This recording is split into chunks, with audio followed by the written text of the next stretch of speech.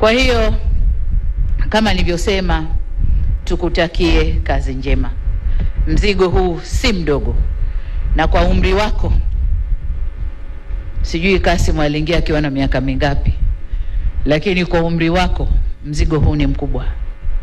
Kwa umri wako vishawishi ni vingi vya marafiki, ndugu, jamaa na wengine, vishawishi ni vingi. Nafasi yako ile haina rafiki, haina ndugu, haina jamaa. Ni nafasi ya kulitumikia taifa hili. Kama tulivyosema wakati wa kampeni na kama ilani yetu ya uchaguzi ya Chama cha Mapinduzi ya mwaka 2025-2030 inavyosema, kuna mengi tumewaahidi wananchi. Ukiangalia mambo yote na muda tulionao, muda ni mfinyo. Hivyo hatuna budi kuongeza kasi katika utendaji wetu. Wewe utakwenda kulisimamia baraza la mawaziri ambao nao wanaongoza sekta tofauti tofauti.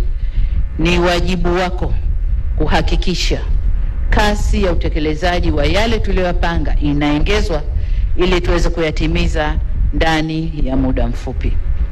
Lakini utekelezaji wa kazi zote hizo zinahitaji fedha, na wewe umetoka kwenye sekta ya fedha. Kwa muda wa miaka 5 umejua vichochoro vyote tulivyokuwa tukipita kutafuta fedha. Kwa hiyo utamsimamia atakayekaa kwenye nafasi yako ili naye aweze kupita kule tulikopita, fedha ipatikane na kazi ifanyike. Kwa hiyo kwa ufupi, una kazi kubwa sana. Una kazi kubwa sana, na leo baadaye nitakwenda kulifungua bunge la 13 la Jamhuri ya Muungano wa Tanzania, ambao nitaeleza yale yote ambayo tunatakiwa kuyafanya ndani ya kipindi hiki cha miaka 5.